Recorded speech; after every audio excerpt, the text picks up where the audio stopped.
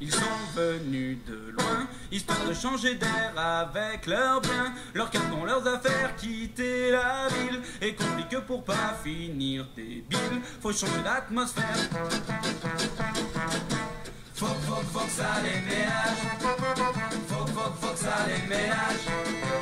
Faut que ça les ménage. Faut que ça les ménage.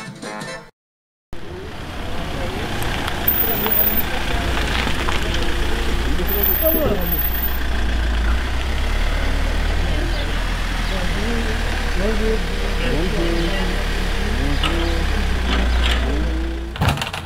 va commencer avec lui. Après, on peut toujours aimer, mais bon, après, avec les temps qu'on avait, c'était un peu compliqué. Bien joué Kader, la route là, de passer par Grenoble, hein. Sinon on était encore dans les bouchons sur la rocade. Hein. Ouais, bien. Prends les deux, ça c'est lourd. Ouais, pleine action. Lorraine, je suis l'encadrante technique de Sassenage et c'est moi qui ai géré la solidarité pour meubler l'abbaye, enfin meubler l'immeuble de l'abbaye pour 24 jeunes. Donc c'est Emmaüs qui donne tout le mobilier, les 24 bureaux, les 24 lits, les 24 matelas et tout. Et donc on est en train de tout répartir et c'était plutôt rapide, plutôt fonctionnel et on adore. Donc voilà, on revient demain livrer le reste de la marchandise et puis je pense qu'on aura fait le tout pour la part d'AP. J'ai appris la brigène à travers la CIMAD, une dame là-bas qui s'appelle Martine. J'étais en contact avec elle et comme je n'avais pas le domicile fixe, je n'étais pas hébergé du tout depuis le 31 août 2019. Et là du coup, Martine Fort m'a proposé la brigène. Moi je ne savais pas ce que c'était. On a pris rendez-vous et du coup, elle m'a parlé tout. Après, elle m'a inscrit et là aujourd'hui, on vient faire l'aménagement. Du coup, pour moi, c'est un soulagement parce que je suis déjà accepté. Donc, pour moi, au moins que maintenant, à partir d'aujourd'hui, j'ai un appartement fixe. Donc, ça aide beaucoup. Ça relève, disons, le moral. Ça m'aide beaucoup de choses parce que ici, un appartement, c'est indispensable pour moi. Donc, c'est matière première. Donc pour moi, c'est un soulagement, je suis super content. Donc je dirais que merci à tous qui ont participé, de près ou de loin. Donc sont reconnaissants. Merci à tous. Moi j'ai eu l'information à travers Monique de la part d'AP. C'est elle qui m'avait parlé pour l'installation de ces personnes-là ici. Donc elle m'a demandé juste de venir donner un coup de main pour décharger des meubles et faire monter ces meubles de premier étage jusqu'au 4e étage. Il s'agit quand même d'aider les personnes qui sont à la rue pour les loger dans les meilleures conditions.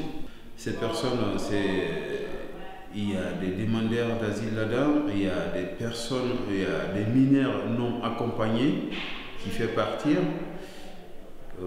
Il y a des personnes qui vivent dehors aussi, quoi. Je suis inscrit dans un établissement scolaire, je vais à l'école et je suis en CAP, en première année de CAP maçonnerie. Et depuis que j'ai commencé ma formation, j'ai rencontré des difficultés à trouver un hébergement, un abri où je peux me reposer, faire mon travail, mes exercices après l'école, me reposer et tout. Du coup, je me débrouillais à gauche, à droite. Enfin, j'ai eu des potes aussi qui m'ont dépanné durant quelques jours et tout. Mais ça a toujours été compliqué. Après, je suis passé par la CIMAD et j'ai appris qu'il y aurait une initiative des associations en partenariat avec la municipalité. Et il y a 8 appartements et voilà, 24 jeunes. Donc, j'ai eu la chance d'être retenu. Et voilà, je suis bien content, je suis même venu avec quelques affaires pour m'installer et voilà quoi. Et aller comme ça crescendo et m'adapter petit à petit et voilà, c'est vraiment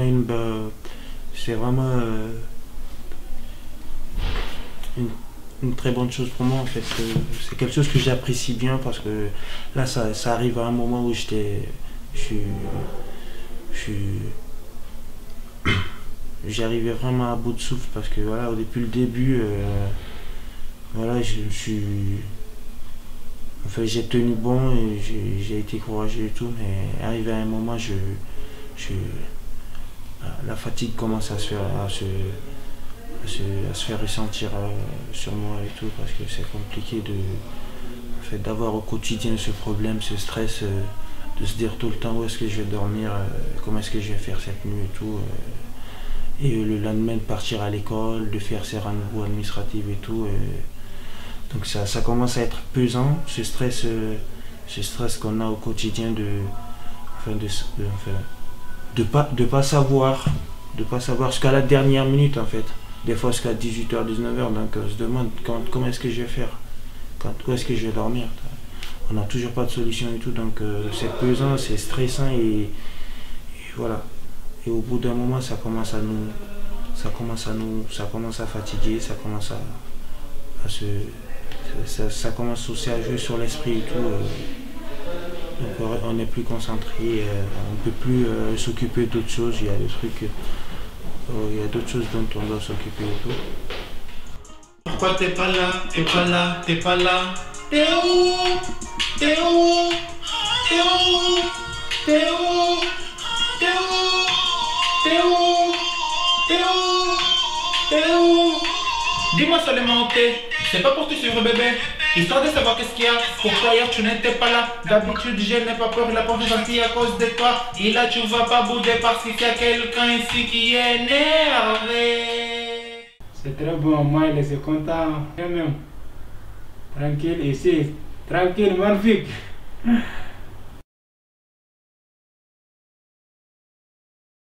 Je m'appelle Christ, je suis bénévole à Pardap il y a un moment, ou 6 ans ou 5 ans comme ça, que vraiment que je suis tellement content, que j'ai manqué une place, beaucoup de temps, beaucoup de moments, que vraiment que la Pardap m'a aidé parce que je suis immigré ici, à la Pardap. En plus, je suis immigré en France, en ville de Grenoble, que vraiment que j'ai tellement difficile pour chercher un logement. J'ai dormi dehors, j'ai dormi dans l'église. Vraiment, j'ai vu beaucoup de difficultés. Vraiment que par la grâce de la Pardap, m'a donné une place vraiment que pour dormir à la contrat de 1 an. Maintenant, vraiment, je suis vraiment content parce qu'il y a les moments difficiles, il y a le corona, il y a les maladies, mais que vraiment que la Pardap m'a pensé pour m'aider, pour faire mon secours, pour mettre un trait vraiment caché, pour ne attraper pas de maladies, pour ne rester pas derrière, pour ne voir pas des microbes. Mais maintenant que je suis vraiment là, qu'il y a une chambre jolie, il y a avec vraiment une famille ici, vraiment que je suis tellement vraiment content vraiment. Daniel. Ok.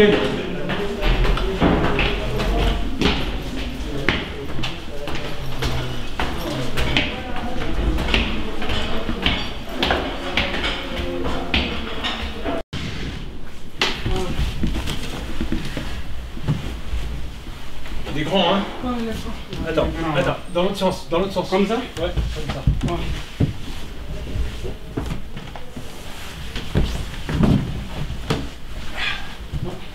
Tiens. Ouais.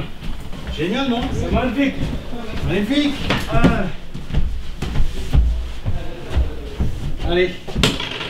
C'est bon, tu remets le reste? Ouais. C'est bon, hein? Regarde, bien tiré par là. Et c'est chouette à dos, hein? C'est bien. Ça te plaît? C'était un mari, je crois, ce tapis avant. Ça, c'est la fois que ça jette là, celle-là, ça marche pas.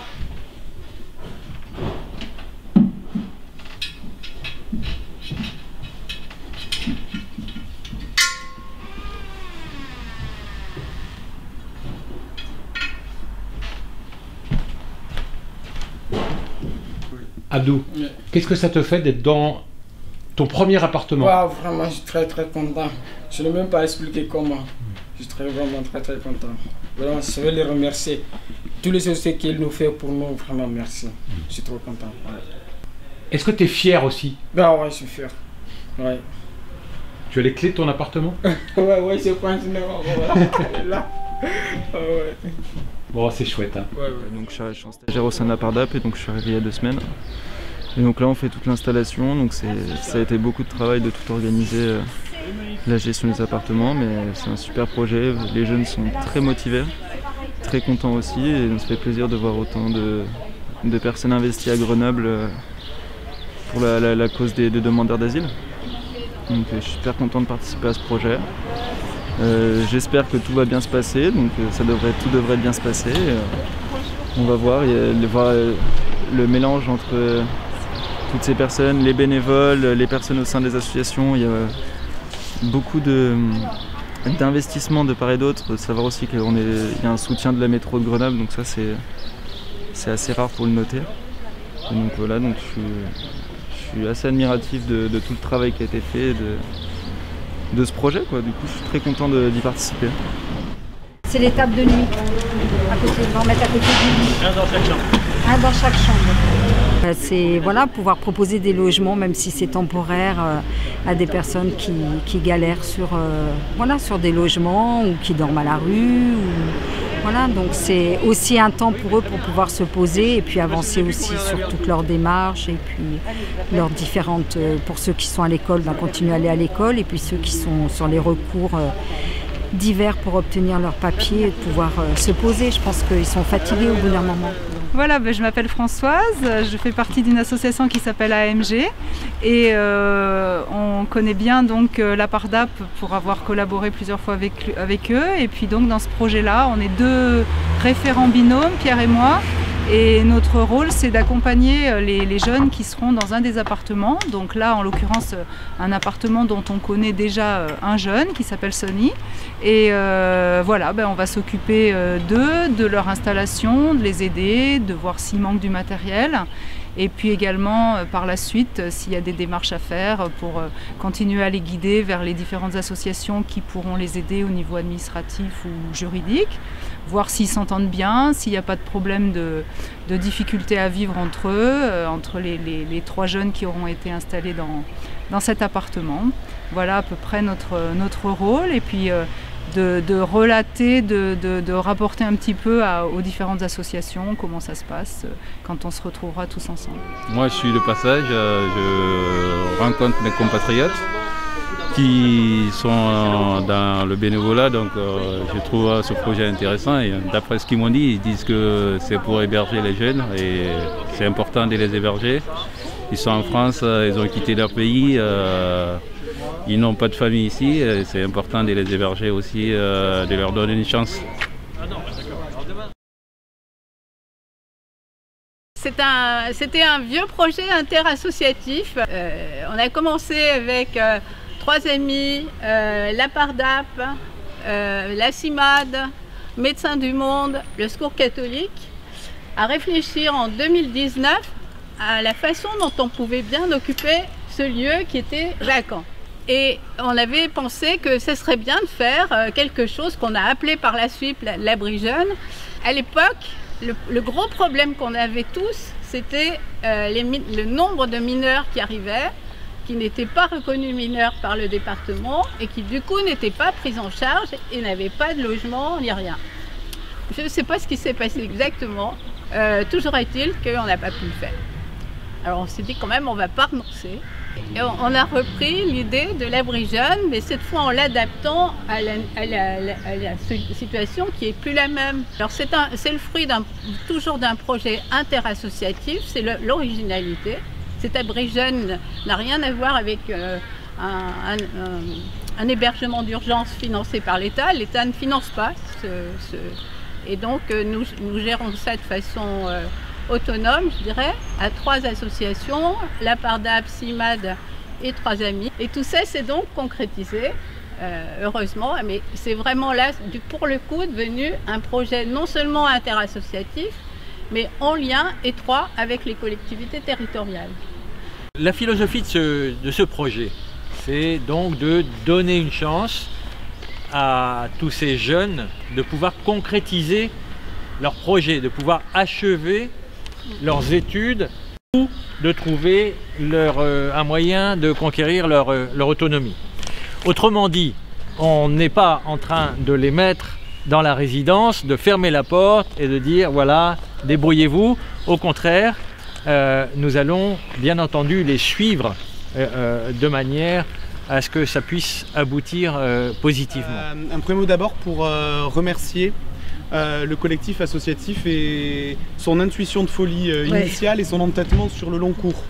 Parce qu'on a besoin de folie et on a besoin d'entêtement pour permettre de faire bouger les lignes. Et fondamentalement, c'est ce que vous avez apporté. Une intuition qui a trouvé une convergence avec les collectivités. Effectivement, il a fallu du temps. Oui. Et c'est toujours trop de temps. Mais les idées folles, elles mettent du temps à bousculer un petit peu les habitudes institutionnelles. Et... Pour nous aussi, c'est un joli moment ce matin, en fait. Vraiment. Alors nous, Métropole, on a juste accompagné. En fait, le projet, c'est le vôtre. Quand je dis on a juste accompagné, on a apporté des éléments de fonds financiers, évidemment, c'est-à-dire tout l'investissement pour permettre de rentrer dans des conditions dignes. On a aussi travaillé, tu disais, il y a des gros problématiques avec l'État, mais d'être en relation et en coordination avec l'État. Et en fait, on a inscrit ce projet, non pas comme un projet en tant que tel, mais dans le cadre du renouvellement urbain qui va se passer ici, et de comment, en fait, on continue à faire vivre un lieu. C'est-à-dire qu'ils ne disparaissent pas de la vie d'un quartier, mais qui continuent à vivre et qui continuent à vivre avec des habitantes et des habitants, avec des citoyennes et des citoyens. Et pour nous, ça c'est extrêmement important, c'est-à-dire que, comme le disait Monique, c'est un combat. Emmanuel qui est là avec nous au titre de l'Envita, il y a de nombreux combats au niveau national. Quelle que soit notre arrivée ici sur le territoire, en fait on est tous citoyennes et citoyens. Il n'y a pas de question de j'ai des droits donc je suis en capacité de, etc.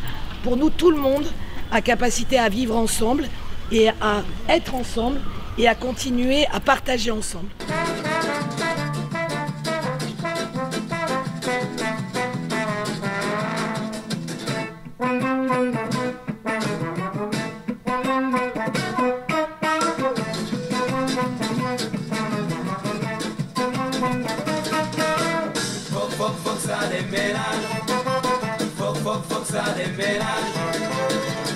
Faut que ça